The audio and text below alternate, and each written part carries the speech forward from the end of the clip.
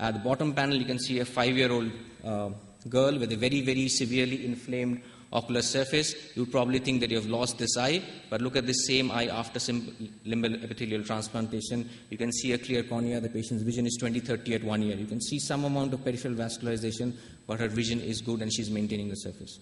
Some more cases, failed limbal transplantation in this 4-year-old boy. This is the same patient after SLED. You can't make out, if you look at the child, which eye he had the injury or the transplantation in. In the middle panel, you have this boy with a huge granuloma on the ocular surface. Same patient after simple limbal epithelial transplantation, 2 years out, still maintaining 20/30 vision. Another case of failed limbal transplantation. This is post-SLED, stable surface, 20/30 vision, 2 years out. I think SLED is definitely a move ahead, a great step in the management of limbal stem cell deficiency. It avoids a stem cell lab which most practitioners cannot afford. You do not have any risk to the donor eye, and the success rates are similar in both adults and in children. Is SLED easily replicable, or is it only us who's doing SLED? It's not that so. We recently had a SLED users meeting on the 30th of January, and there are people not only in India but also outside in the United States and the Middle East who are now doing this procedure, and we are very, very happy with the results. We were very encouraged to see what kind of results they were having, and we were very fortunate that they shared the results, and it looks like this technique is picking up. What is also interesting is that the limbal biopsy is not only a source of epithelial stem cells, but is also a source of mesenchymal stem cells. And you know that mesenchymal stem cells are the ones which repair tissue. So we had this question, if we can use the epithelial stem cells from the limbus for reconstructing the ocular surface, could we use the stromal stem cells from the same limbal biopsy to do something to repair the corneal, especially corneal scars? So we had this hypothesis that if a patient with a corneal scar walks into your clinic, and if you take a limbal biopsy from the same eye of the same patient, and if you could extract the stromal stem cells and put them back in the same eye, which would be an autologous therapy, could you regenerate the scar? Would it remodel, and could you restore corneal transparency? Now, our initial results, we did some experiments in the lab, and this was while I was away in Pittsburgh in the United States. It showed that if you put these cells in a petri dish, they make cornea, just like that. It's almost like magic. And if you put them in a mouse model of corneal scar, you can actually put the cells into the scar, and the scar would vanish over time. It would not vanish completely, but it would clear up significantly. So here's the question. Could we have an autologous limbal-derived mesenchymal stem cell treatment for corneal stromal diseases? This would be autologous, no risk of rejection, no need for any donor corneal tissue. It would be completely sutureless, no astigmatism, no suture-related complications, a 5-minute procedure under topical anesthesia for corneal scarring or other stromal disorders without the need of any lamellar or penetrating corneal transplants. If you think this is just a dream, it is not. We have the clinical trials underway, and I'll just show you a small video of how this procedure is done. You have a patient with a corneal scar. You take a small trephine and mark out the area of the scarring.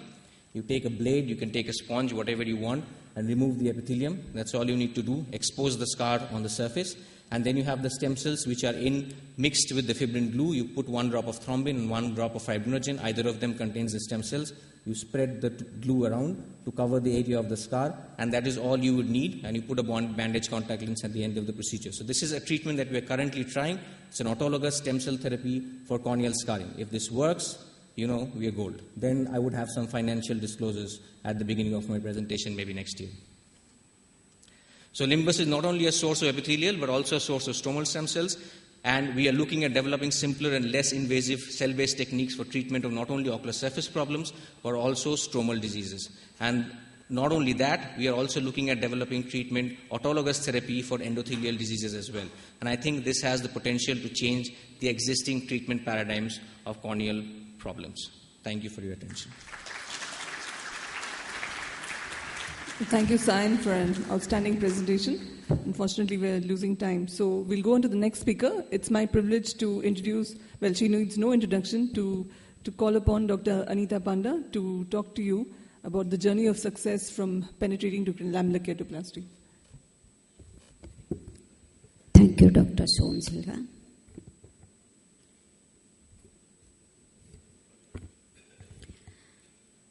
The journey through keratoplasty is really painstaking, but the evolution is really excellent.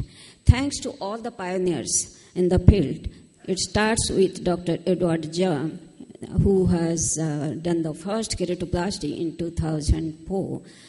After so many modifications, The surgery was popularized by Patton and Ramon Castrovillo. And there are a number of contributors to this field of keratoplasty in 20th century, along with its allied aspect too. This slide shows the schematic diagram and clinical photograph of steps of penetrating keratoplasty, what was being done during those days. There is a lot turnover in penetrating keratoplasty. Like initially, we have they are doing square graft. This has been turned over to round graft. Only suturing to start with. Now it is graft-host junction sutures. 80 silk to 11 monofilament suture, and now it is sutureless surgery. Moist chamber eyeball storage to organ culture and other long-term corneal storage. Anterior donor button removal, fixing it with Tudor Thomas eyeball stand. The eyeball is being fixed here to punching from the endothelial site. Then came the era of lamellar keratoplasty. It started with manual lamellar dissection to microkeratom and thereafter femtolaser. Anterior lamellar keratoplasty and automated lamellar therapeutic keratoplasty was the next one. In 1980, history dates back to 1886 when Arthur von Appel introduced the lamellar keratoplasty to the ophthalmic armamentarium. However, for about 8 decades, the subject was dormant due to so many reasons. Then it has become popular between 1962 to 1972 from surgeons like Casse from UK, Caliber from India, and Dr. Madan Mohan from India. In 1972, Jos Baraker introduced microkeratom, thinking that the dissection will be smooth. In 1984, Arkela has introduced the deep anterior lamellar keratoplasty after air injection. This technique was modified in 1990, and the technique was known as big bubble technique of Anwar. At RP Center, we have compared the air fluid visco injection for the separation, and we found that all the 3 techniques are comparable.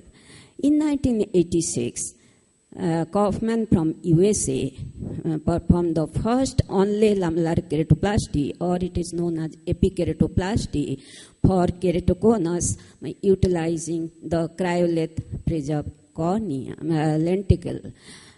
In India, as I said, we did not have any access to cryolith machine, and our patient could not afford such an expensive lenticle. Therefore, we prepared the cost-effective manual lenticle for only lamellar keratoplasty in 1988.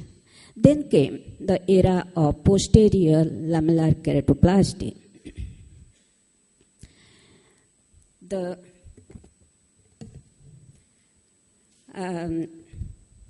Coe is the first one in 1993 who has performed posterior lamellar keratoplasty in experimental animal, and the credit goes to Millis in 1998 that he has used the first case in clinically, and this technique was modified by different surgeons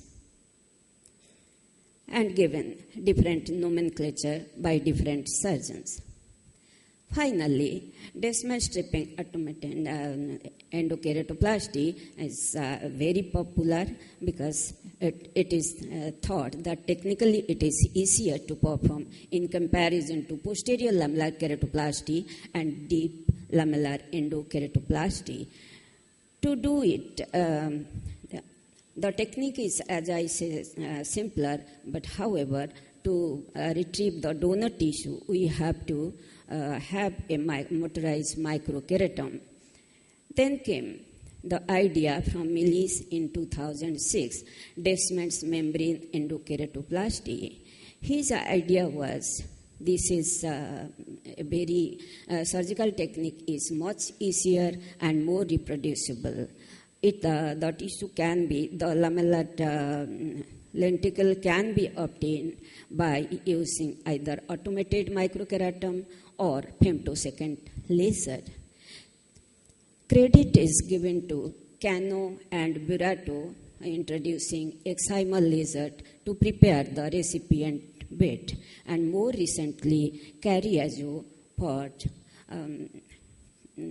pachymetry assisted lamellar keratoplasty. Coming to the Indian scenario, most of you may not be knowing Dr. Dhanda. Late Dr. Dhanda is considered as father of keratoplasty in India. The first keratoplasty was done by him in 1960 along with Dr. Caliber from Ahmedabad. In 1970, the two stalwart in keratoplasty, that is Dr. Gupta and Dr. Madan Mohan from Chennai and Delhi respectively, perform, and really they have popularized keratoplasty in our country. Thereafter, another three surgeons came to vogue. The donor tissue retrieval was performed by Mr. Gautam Majmudar from Ahmedabad, and all credit is given to him, and really he was the pioneer in this field. Thereafter, Eye Bank Association of India was established in 1989. This slide shows how what are being done in our country, who are the first person to get this concept or got this technique done. Our first place in India was late Mrs. Indira Gandhi, who placed in 1966. First anterior lamellar keratoplasty was performed by Caliber in 1968. Mohan in 1976, apart from doing anterior lamellar keratoplasty, was the first to introduce keyhole pattern of graft for pterygium surgery, where the pterygium has covered the pupillary area. Then the first crescentic graft was done by him in 1980 for a case of pellucid marginal degeneration.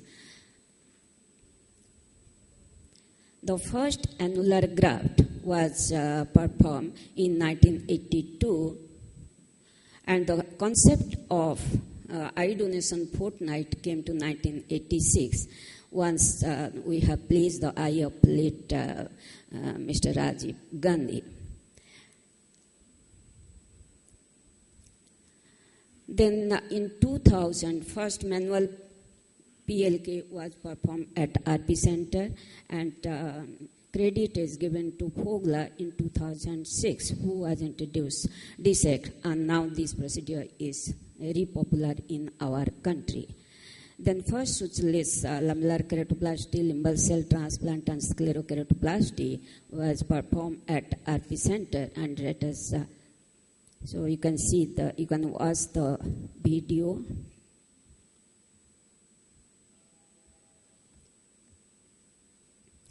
This is a case with anterior corneal opacity. Defined mark is given. The depth has been decided. Then with a crescent knife, the anterior lamellar dissection is being done. Unlike the lamellar keratoplasty, where we have to put the suture, we just overshoot towards the hood, but here it is not required for that. The anterior lamellar tissue is removed. The surface is washed with BSS and dried, and then fibrin glue applied over the surface.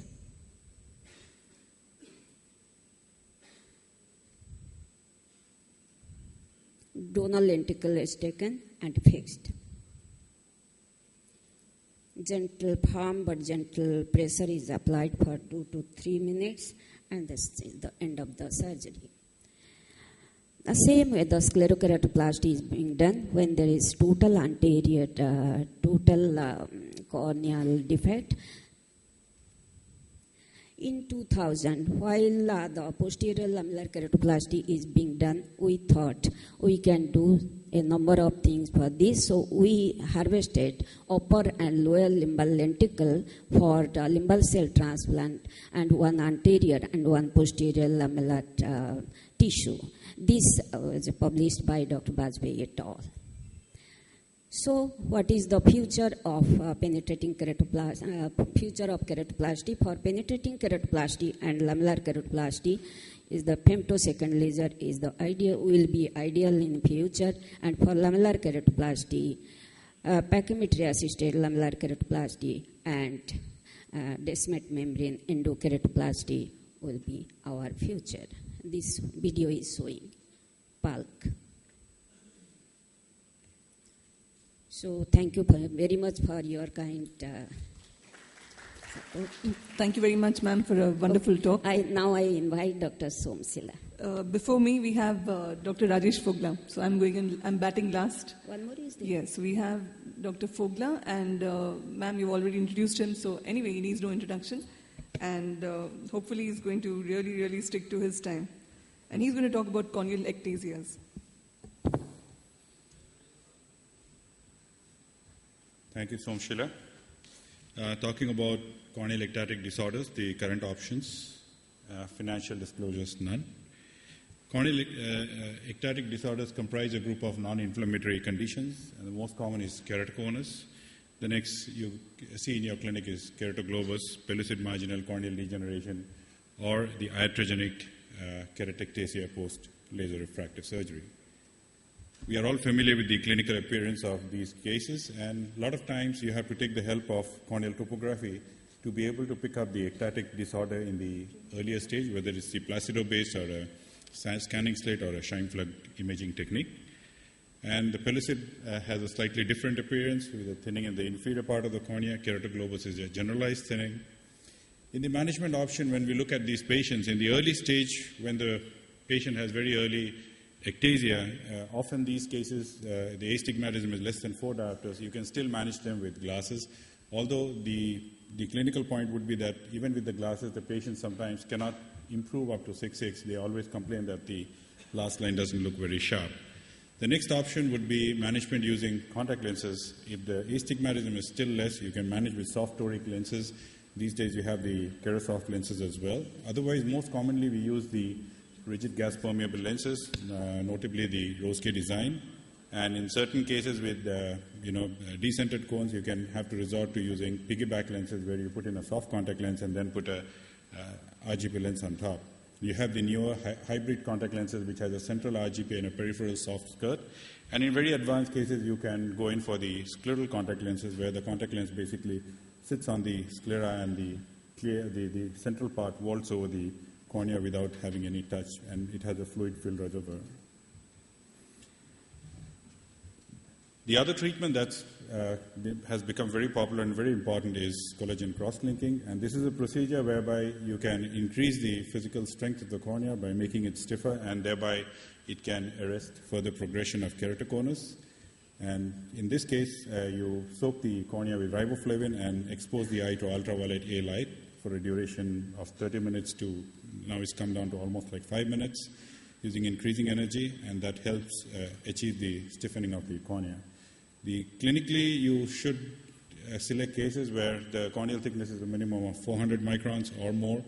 The K value, the maximum K value is less than 58 to 60 diopters. There is absence of corneal scarring. And most important is there should be, before you do the treatment, that the patient you should be able to visually rehabilitate the patient. Otherwise, there is no benefit of doing the cross-linking, because if once you do the cross-linking, you still cannot do anything for the patient to see better. When cross-linking is done, well, how do you see the outcome? You do see some changes in the cornea. The most commonly described is the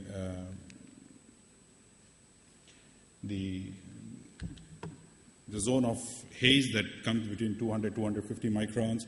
And sometimes if you look in diffuse light, you can see these crisscross lines in the cornea, which may look like pseudo-Vogt striae, but they don't disappear on applying pressure to the cornea.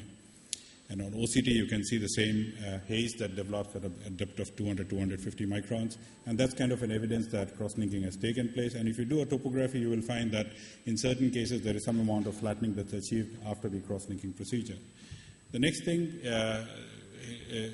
you can do for these patients is the implantation of intracorneal rings. Intacs is one such device.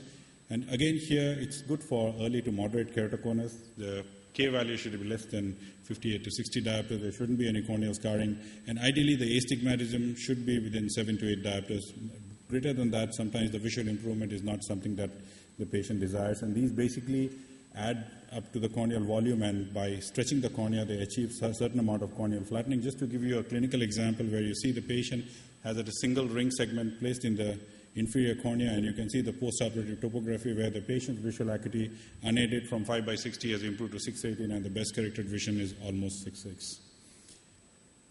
The next option that we can consider is implantation of phakic IOL. This is not in all patients with ectasia, but a subset of patients where the patients have stable corneal condition, the astigmatism is less than 6 diopters, and with the best spectacle corrected visual acuity of 6/12 or better. This is the most important part, that with spectacles, the patient should be able to see 6/12 or better, and they should meet up with all the other criteria which are required for implantation of the phakic IOL. And in such cases, what we have commonly used in our patients is the STAR toric ICL, which allows good correction of astigmatism as well. Just to give you a representative case, a patient with -9 with -3 cylinder, and he could improve to 6/12 and had good endothelial cell count, good anterior-chamber depth, and we went ahead, did a toric ICL, and you can see the post-operative refraction on the auto-F, which shows just +1, refractive error, although the K values remain the same, and this patient improved to almost 6/6 unaided. The next option is doing some form of corneal surgery when the keratoconus or the ectasia becomes very advanced and the patient is unable to wear contact lenses or not able to tolerate the contact lenses, and you don't have any other option, and there are no scars involving the Descemet's membrane. And in this situation, we should consider doing a lamellar corneal surgery. And the big bubble technique described by Anwar has become quite popular, and this involves basically injection of air at a depth at about 80 to 90% depth of the corneal stroma, and as you inject the air, you find that the air separates the Descemet's from the residual stroma, and you can then excise the stroma and left with a bare Descemet's membrane onto which you can put in a donor tissue from where you've separated the Descemet's. And that's the postoperative appearance. The advantage is that you can use any tissue from the eye bank with poor endothelial cell count, so it improves the utilization of the donor tissue from the eye bank. And in the host eye, because you have not sacrificed the host endothelium, the risk of rejection is less, so the long-term survival of the graft is better. And in fact, a report from the American Academy where they reviewed the literature, and they came out with this paper in 2011, and they compared DALK with PK, and they found that the lamellar keratoplasty is equivalent to penetrating keratoplasty in terms of the visual outcome, superior to penetrating keratoplasty in terms of preserving the endothelium, and the risk of intraoperative complications is also less. And it's a good option that you should consider before taking patients up for corneal surgery. However, there are certain situations where a lamellar keratoplasty may not be possible, such as this.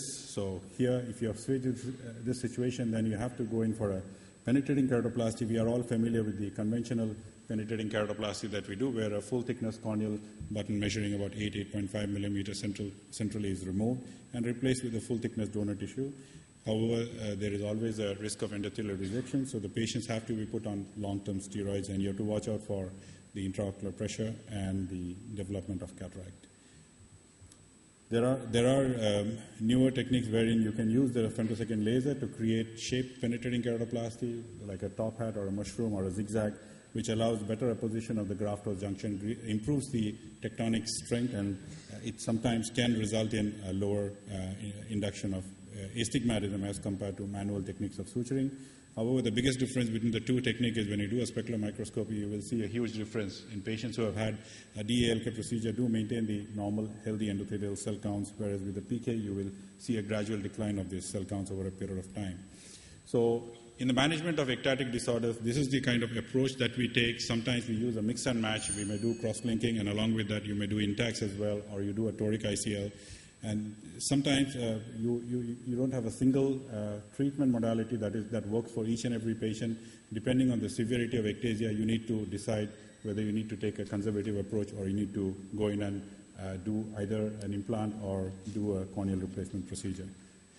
I would like to invite you for this meeting end of this year, which is the second meeting of the Corneal Society of India, and more information on the webpage. Thank you.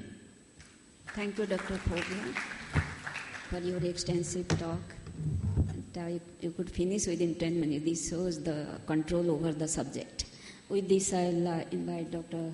Somshila. Thank you, Madam, and I'm very grateful to the organizers for letting me be part of putting together the session and also speak to you. So I'm going to be the closing batsman and try to hit a lot of boundaries by finishing in the remaining time that we have. And I'm going to briefly talk to you about corneal inflammatory disorders, predominantly highlighting diagnosis and management with some illustrative cases. I have no financial disclosures.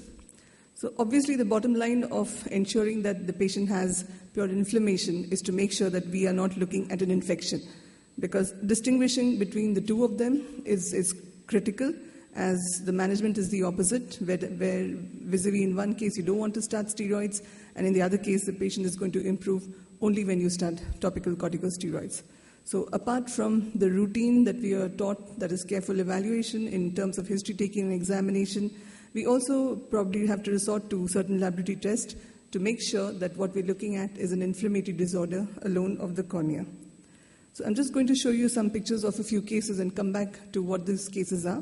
So this is a young lady who came in when she was pregnant, and she had a sudden onset painful red eye. And what she has is a lesion on the upper lid, as well as a melting process in the cornea here, perhaps some infiltrate. The second case is an older man who comes in with this peripheral lesion, elevated lesion. The third case is an elderly lady who comes in with this red eye as well as peripheral whitening or opacification of the cornea. And one more case in which you have a patient who came in with a perforation like this, and this is pretty easy to diagnose, and for which patient we did a banana-shaped crysenteric graft. So how do we approach patients with corneal inflammation? Ultimately, it's a clinical presentation, so what is the sequence? And that's the most important aspect in which we have to put on our thinking hats in order to distinguish between an infectious etiology and an pure inflammatory process. Of course, in all infections would have inflammation as well. The other things we need to rule out is surface problems. Dr. S.K. Rao talked about evaluation of a patient with dry eye. And several of these patients can have a low-grade inflammation going on in their eyes, in the ocular surface, including the corneas, and we need to rule that out. In addition, there are several rare causes which can mimic corneal inflammatory disorders, especially it is very important to highlight the neoplastic conditions. So apart from routine history that we want to understand, we also need to know if the patient is already on corticosteroids. That would mask some of the clinical findings. And is the patient on any other medication that is causing corneal inflammation, for example, some of the anti-glaucoma medications and a few systemic medications. The patient often doesn't understand that it's important to give us relevant systemic history because they don't know that the systemic disease may be contributing to it, to the low-grade infection that the patient has. For example, I had a patient who came in with what looked like a corneal inflammation, an inflammatory disorder, but actually the patient had Hansen's. He had thickened pinna of the ear and all telltale signs possible of Hansen's, but he didn't think it really relevant to what he had in the eye. So some of the common causes that we should look at and not really have to worry about is cases like Flickton, VKC with shield ulcer, staphylococcal infiltrates, contact lens-related keratitis, and neurotrophic keratitis. These are causes which are not purely corneal inflammatory disorders, and we don't need to set up the patient for additional systemic investigations. So don't forget to examine the lids. You can have tracheitic eyelashes causing the erosion here and what looks like a sterile infiltrate in the cornea. Or you can have patients with myomitis, blepharitis, and sterile infiltrates again in the cornea. So don't forget to ask for systemic history suggestive of rosacea. You would have a patient, also another patient with dry eye like this. Marginal catarrhal ulcers, flictonules, and a very angry red-looking eye with a sterile infiltrate and acne rosacea.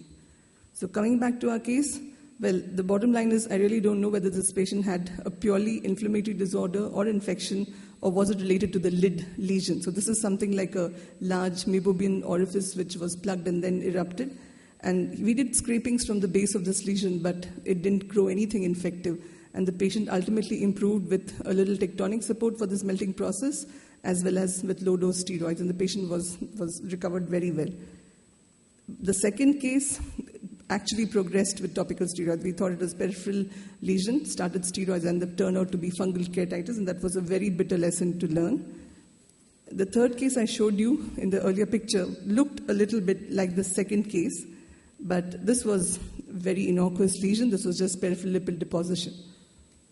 And the last case, if you look at the patient as a whole, you wouldn't miss the telltale signs of rheumatoid arthritis.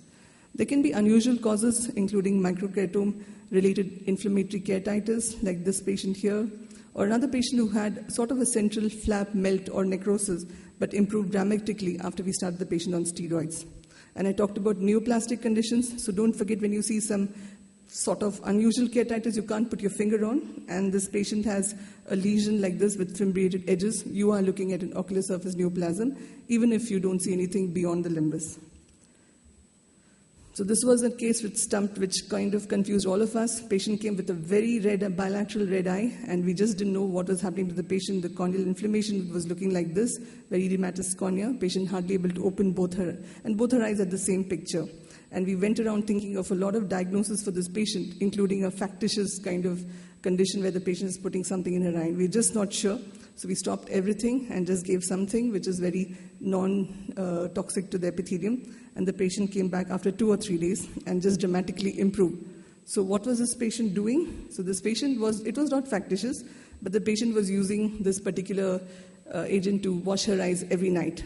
And when we cultured it, we grew just about everything from this gulab jal that the patient was putting in her eyes. So sometimes it's not purely inflammatory, it's not infective, it can be straddling somewhere there.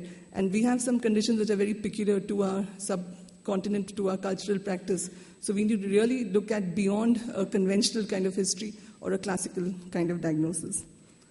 So thank you very much. Thank you, Dr. Somshila.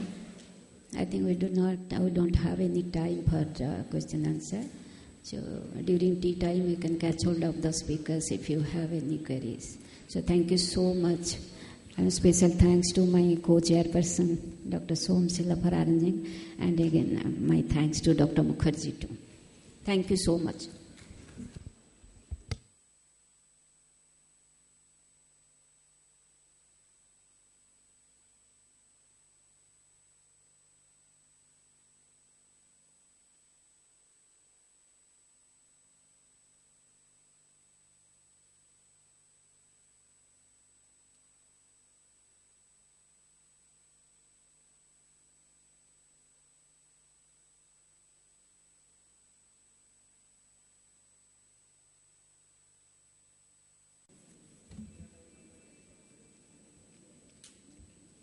Good morning, ladies and gentlemen, and I appreciate your presence on this particular time on Saturday. It's very pleasant outside. Taj is open for exhibition, so I really value your presence here in the hall. And this is the course which deals, and this is the only course which deals with the dead aspects of cataract management, which now we are starting to recognize the value of it. We all have struggled how best we can remove the lens material, cataractous or clear, and achieve a controlled performance on table and achieve an outcome which is in technical or mechanical sense very satisfactory in terms of clear cornea and no inflammation, no edema, macular and so on. And I think we have successfully traveled that journey, and most of us now, at least in a standard scenario, are able to achieve that. Now that we have done that, the focus now has been shifting to the visual function, the quality of vision, and then ultimately the lifestyle of the individual, because we have moved our focus from the eye and the cataract to this patient and approach it holistically so that we can add and enhance, if possible, not every time, his quality of life. So with that now being the focus, this course will deal with various aspects how we can achieve in a predictable manner, consistently, reproducible manner, that goal of quality vision, as is commonly said. So without that, we have excellent faculty with a lot of knowledge sometimes and wisdom and experience. And first will be the first in the plan, and therefore the preoperative evaluation and formulating a form of a game plan, plan A, plan B, and plan C. So Dr. Viraj will deal with that aspect. Viraj, please. Good morning, everyone. And as we all know, cataract surgery is an age of choices now. The patient and the doctor has the choice, depending on his lifestyle, on his eye, of different IOLs. Not only that, different techniques to perform the surgery. We have moved from phaco to small incisions phaco, and now with the advent of laser phaco, the choices are increasing. And to compound that, the patient has his own set of knowledge now, which he acquires from different sources, which may be correct, which may be partially correct, or which may be totally wrong. And there is our role, when a patient comes to us for cataract surgery, to filter all this knowledge, to gather the data, to sieve the data, and give the correct formulation, the correct recipe suited to that patient, which is why preoperative evaluation is now a distinct science. We recognize it's not just performing biometry alone and telling the patient you need this power of IOL. It involves many other aspects, and it involves forming a strategy or a game plan which we adhere to every time to ensure best possible choices that we make for the patient. And I acknowledge the help of my colleague Dr. Lajja Shastri here. So first and foremost, when a patient comes to you, you see a cataract and you want to do cataract surgery. But that's not all. Obviously, we all know that apart from the cataract, the first thing you need to look is that, is the cornea okay? Is the anterior chamber depth okay? Is the pupillary dilatation okay? What is the type of the cataract? And what are other ocular pathologies? In short, you want to be sure that this patient is going to benefit from cataract surgery. And once you are sure of that fact, obviously, you proceed to the next step of pre-operative examination. Typical practice was and has been at many places is that once you schedule a patient for surgery, ask him that undergo these tests right now, and we'll tell you what lens to put and you can go home. Pre-operative examination needs to be dealt in a very different manner, in a separate time, in a separate importance. At our practice, and many of others also might be following that, we call the patient for a pre-operative evaluation on a separate day in a separate time slot. Because in a busy OPD with 50 patients waiting outside, we don't want to miss out any examinations, we don't want to miss out any scientific data. And also, the patient is not in a mind frame. He has just come for an examination and you tell him you need this surgery, this lens, that lens. So he needs to be prepared. He needs to get the right relatives who will be making the choice. So it's all a comprehensive package and therefore a dedicated time slot. Call him at a separate slot when you just do pre-operative evaluations. Reserve a special time in your day or a week so that you can do justice to this evaluation. And it goes without saying that it is all a team effort. It's not the doctor alone, but your optometrist who will do measurements, your technician who will also guide you, and the counselors. The counselors or a non-medical person serves as a bridge between the doctor and the patient. And whatever you want to convey to the patient, the counselor is an efficient medium to do that. And therefore, form a team that can help you in the pre-operative evaluation. And of course, it goes without saying that when you start evaluate a patient, you have, even if he comes for a one eye surgery, even if he has a unilateral cataract, examine both the eyes the same. Because what you put in one eye will also determine on what the other eye status is. And eventually, you look after 5 years, 10 years, when both his eyes will be operated. And that is the final state you want to achieve, and you have to start working on it from today. So examine both the eyes. And precision, precision, precision.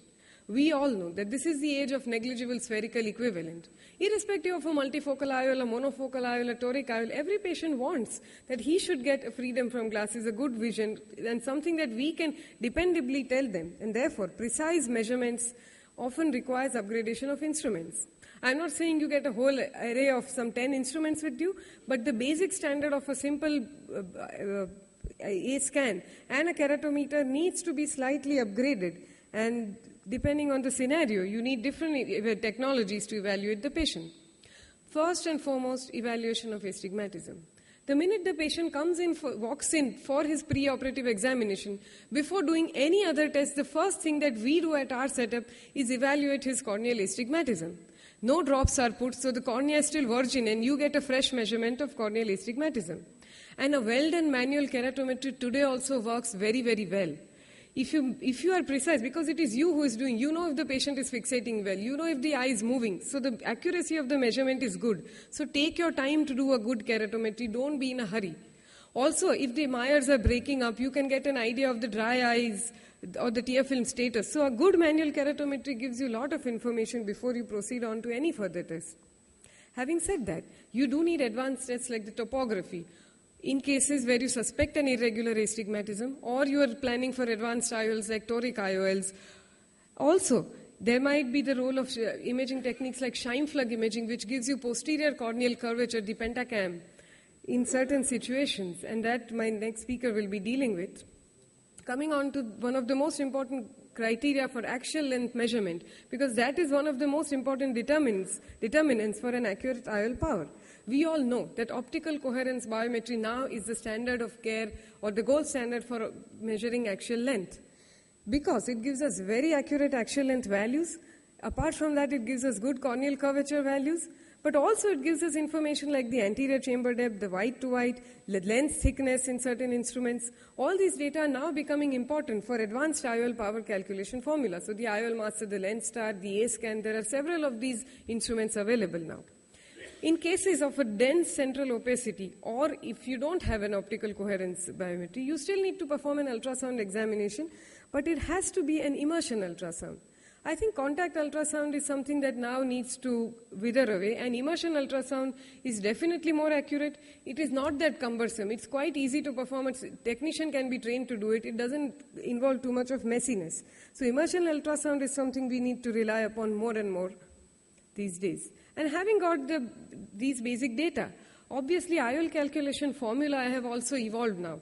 So the older formula, in fact, we now believe that the SRK2 and the older generation formula are no longer really very accurate, and we should now upgrade to formulas such as the SRKT, the basic minimum, or even advanced formulas like the Hagees, which is available in the IOL Master, the Holiday 2, which is available as a separate formula, the Shamas, which is available with the Lenstar. So all these IOL power formulae are going to take us closer to our goal of a negligible spherical equivalent. Or even if not a negligible, whatever we plan, we should achieve that. So that target is being achieved more and more by these new formulae. And most importantly, remember, every formula is generalized for a population. For your hands, for your surgical technique, you need to personalize the A constant, or what we know as the surgeon's factor. In your hands, where does the IOL sit? And that also depends on the axial length. Myopic eyes may have a different A constant as hyperopic eyes. Similarly, short anterior chambers versus deeper anterior chambers. And the IOL design, is the IOL thicker, thinner? Where does it sit in the bag? All these factors need to be taken into account, and there are very good free softwares available on the net where you feed your pre- and post-operative refractive data, and they will give you the personalized A constant that you should be using for that particular formula and your IOL. And of course, in the pre-operative evaluation, you must be prepared with what is your surgically induced astigmatism, because whatever in astigmatism you induce is going to alter the pre-existing astigmatism and thus the refractive result. So IOL part done. Other things you need to look for is a specular microscopy. I think it's mandatory we all take a clinical look at the endothelium, but how the cornea will behave is definitely specular microscopy plays an important role. You can pick up early signs of Fuchs dystrophy. And in addition to giving a visual prognosis or prognosis regarding the corneal edema that the patient might expect post-operatively, now we know that extreme cases or severely altered endothelial morphology also gives us aberrations which might be harmful for certain IOLs. And vision potential. There are a lot of potential acuity meters, not very accurate though, but they do give a rough idea of what we are looking at. In a high myopic tessellated fundus, does the patient have a good visual potential? And accordingly, we need to counsel the patient. And of course, advanced diagnosis will be taken up later on, the role of aberrometry, which gives us different aberrations and so much of information that Dr. Samresh will be talking on. Posterior segment OCT. So many cases of multifocal IOLs or patients unhappy after surgery, we used to detect ERMs, which are not preoperatively detectable with the presence of a cataract. OCT can give you a simple diagnostic test. So in certain situations, I'm not saying that you use them in all, but there are cases where you need to go for these advanced diagnostics. And last but not the least, understand the patient. What is his health profile? What is his activities? What is his occupation? What is his personality?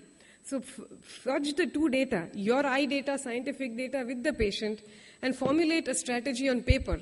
Once we have all the measurements in place, what we do at our place is we record all of them in a sheet at a time. So in one look, I know whether the patient has astigmatism, what is the axial length, what is the anterior chamber depth, and what is the IOL I'm planning for him. Once I have this data on paper, obviously I've ruled out contraindicated eyes, I sit and talk to the patient, is a suitable eye along with a suitable patient. And enough chair time is extremely necessary to understand the patient's requirements.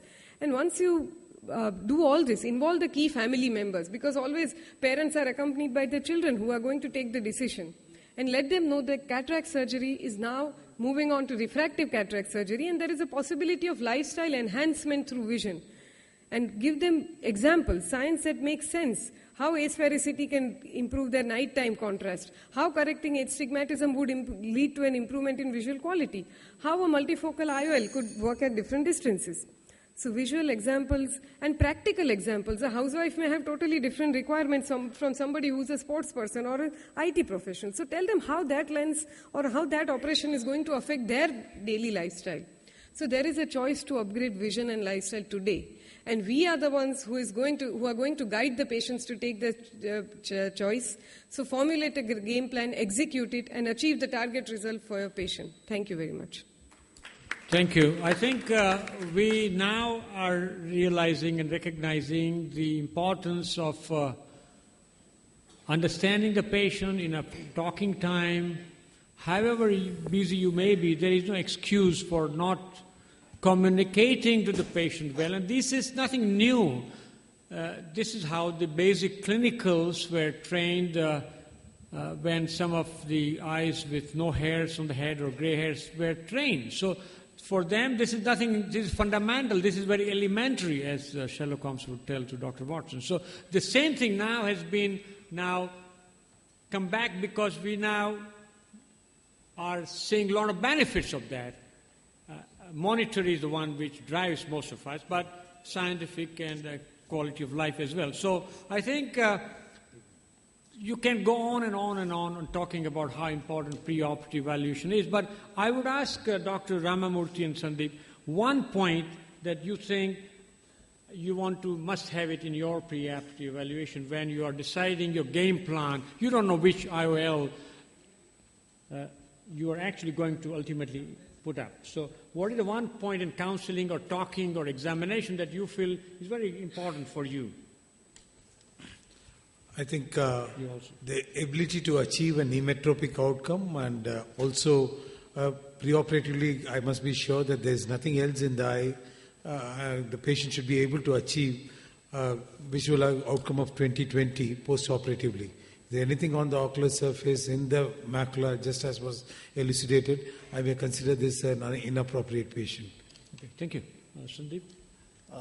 Besides, of course, ruling out any other ocular pathology that might compromise your best corrected visual acuity, your game plan should start from day one. As I know Viraj said very, very correctly, the most important thing before you put in any drop or do any kind of test which involves some invasion on the eye, you must, in today's day and world, measure the keratometry, the K factor as I call, because that is ultimately what is going to decide your post-operative visual outcome, the entire planning for surgery, and I think that's a very important step. Of course, besides that, to know the personality of the individual, to assess his visual needs, and to realize them and incorporate them into solutions that you're going to offer them will be something very important for me.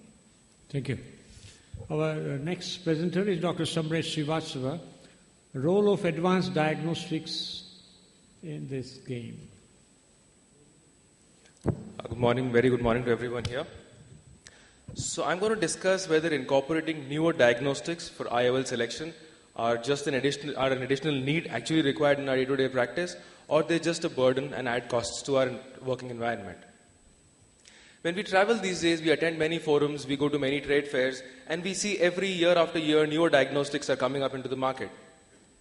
They claim to add more data to the knowledge that we already have, but whether it is just an increase in the EMIs for us, on monthly EMIs, and a burden to the hospital is what we need to understand. But before going into advanced diagnostics, I want to bring a point out is to do a complete comprehensive examination of the eye before planning a cataract surgery. Not only does it mean doing a slit lamp evaluation of the grade of the cataract, but also doing simple maneuvers, simple tests like doing a Schirmer's to look at the tear film production, and doing a simple test like a tear film breakup time to know about the meibomian gland status of the patient.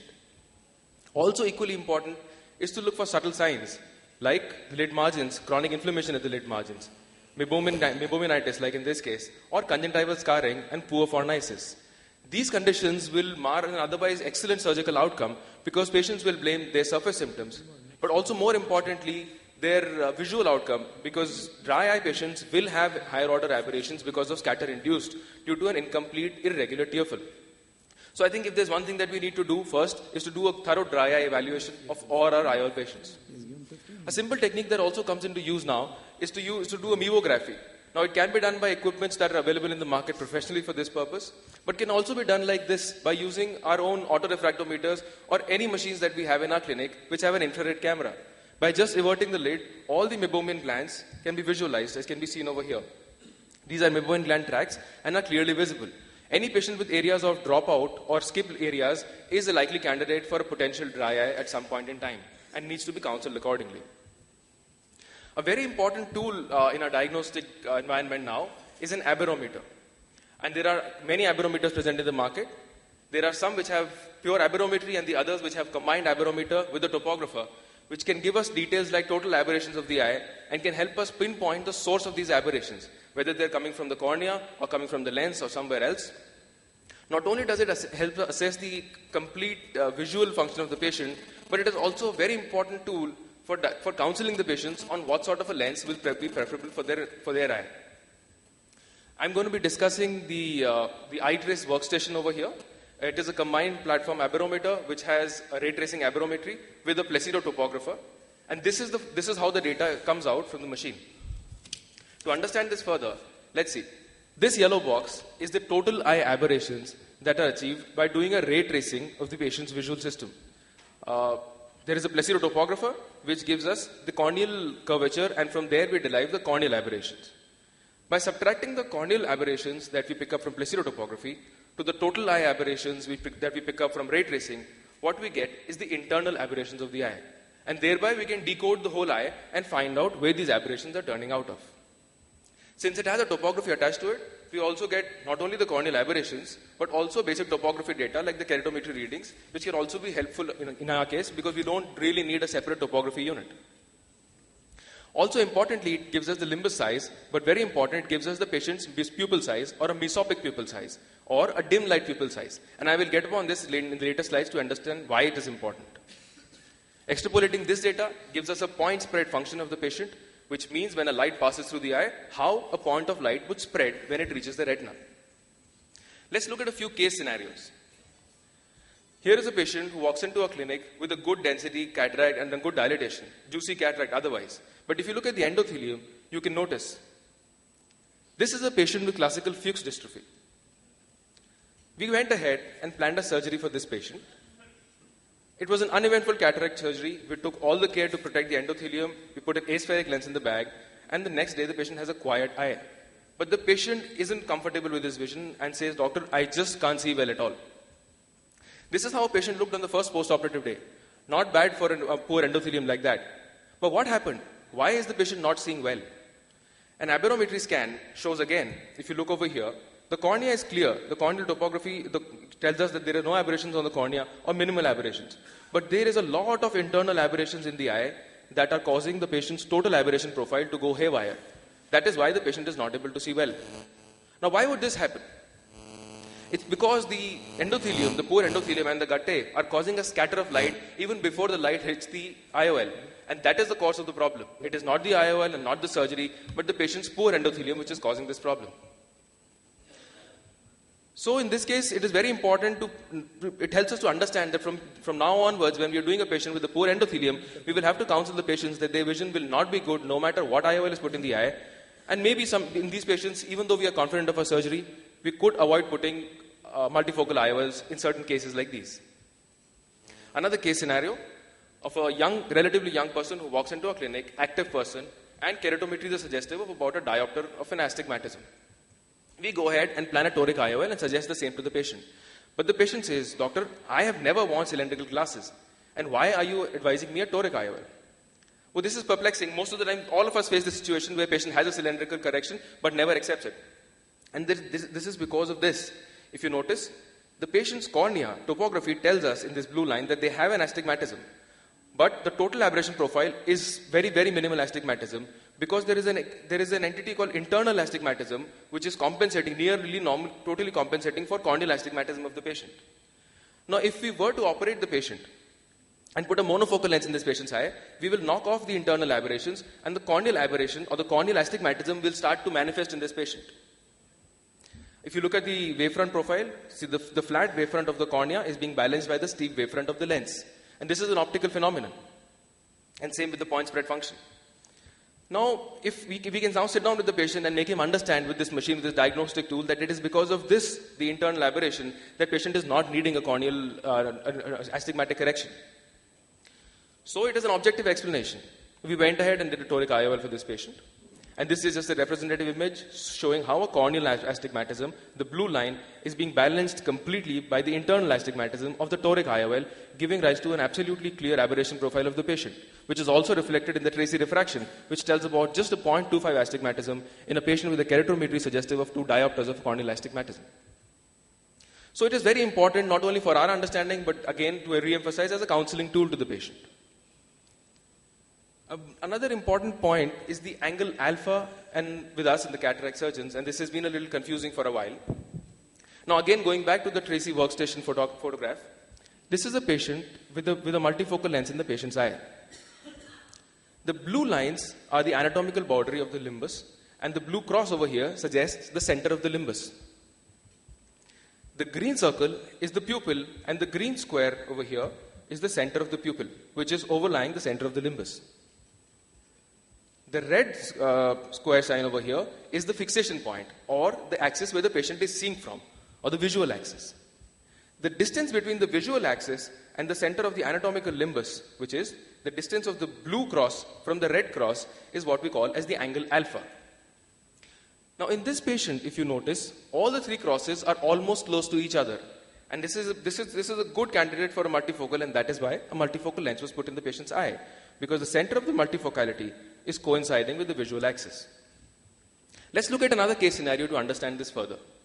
This is a patient, if you notice, again, the patient's center of the limbus is the blue cross over here. When we do a cataract surgery, we put a lens in the bag, and we understand that the bag is probably going to be aligned with the center of the limbus in an anatomical fashion. But the patient is going to see out of here, which is the red line, which is the red square over here, which is the visual axis. The angle alpha, or the distance between the plus, the blue and the red, is 0.5. It's visible. It's not visible here, so I've put a highlight over here. Now, if you go ahead and implant a multifocal lens in this patient's eye, this is how a multifocal lens will sit behind in the patient's capsular bag. Notice it's slightly shifted downwards. Now, if you look at the patient's visual axis, this is where the patient is seeing from. And it is not difficult to understand that the patient will not be seeing from the center of the multifocality, but from the edge of the rings. This is a recipe for disaster.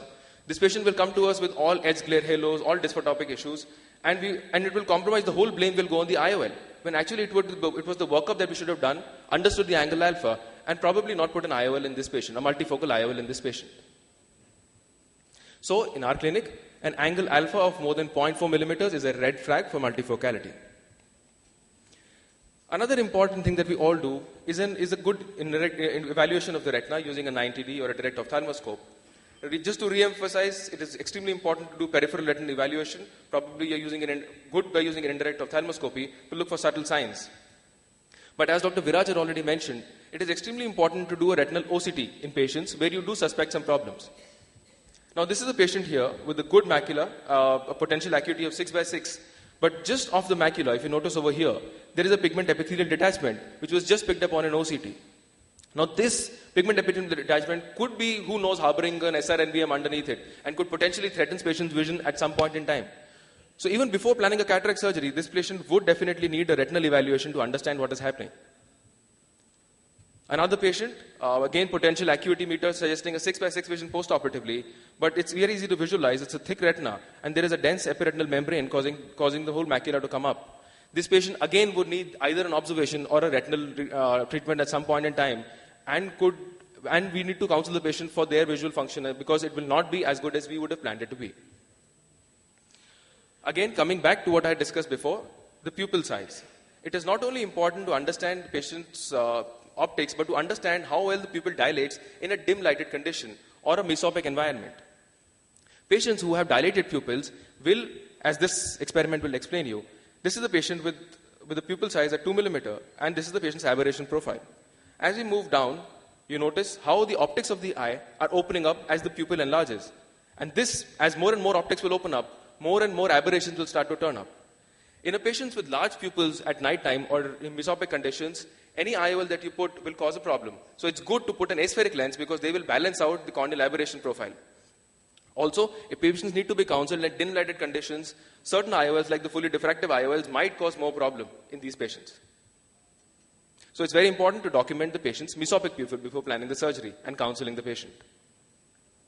Just a brief about corneal topography. We have been using corneal topography for a while in understanding patients' astigmatism and the regularity of it. But another diagnostic tool that we have now is the Scheimpflug imaging, in this case the Pentacam. The Pentacam takes 25 serial images of the cornea by a rotating Scheimpflug camera, much like this, and then it gives us an extrapolation of this data. Because it is a slit scan, it is a photograph, we can understand the elevation data of the anterior cornea and the posterior corneal surface. And from this we can derive details like the curvature map, the corneal pachymetry, etc., etc. In a routine practice, it might not be very important. Like, look at this case over here. This is just a representative example. The topography, although suggestive of mild skew in the pupillary axis, is more or less regular and not a very steep cornea. But if you look at the patient's Pentacam data, you notice this patient has a very, very highly elevated posterior corneal curvature. It's a plus 31 to a plus 40 here. Now, this probably is a patient with a form-fruste keratoconus, aborted keratoconus. But why it is important for us is because if the patient does not have a good visual acuity post-operatively, it is probably because the posterior corneal curvature is marring the patient's vision and is a source of higher order aberrations in this patient. In such patients, it could be extremely good because we could understand the optics again and explain to the patient that they are probably not suitable candidates for, again, certain IOLs. So just to summarize, these technologies, the modern day investigatives, do add value to our practice, but they are only complementary to our clinical and diagnostic, also and our surgical skills as well. Thank you. Lights up. This was brilliant, Samresh. Very good. Those who do not know, he's the only one in the literature who has developed a high-speed photography technique for ophthalmology. I have a question for you, Samresh. What is the impact on the visual function or the image quality when the lens gets decentered? So that's a great question. When the lens is decentered from their intended place, or a decentration, to simplify it further, is a lens whose anatomical center will not be in the visual center of the patient's eye. In such cases, there will be an image quality degradation of a certain magnitude, depending on the decentration, but a higher amount of decentration will induce higher outer aberrations, particularly coma or an astigmatism.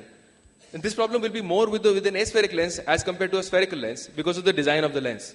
So if you have an aspheric lens and an aspheric lens decenters, you will have a much higher degradation of the image quality in a patient in an otherwise spherical lens. So yes, decentration will cause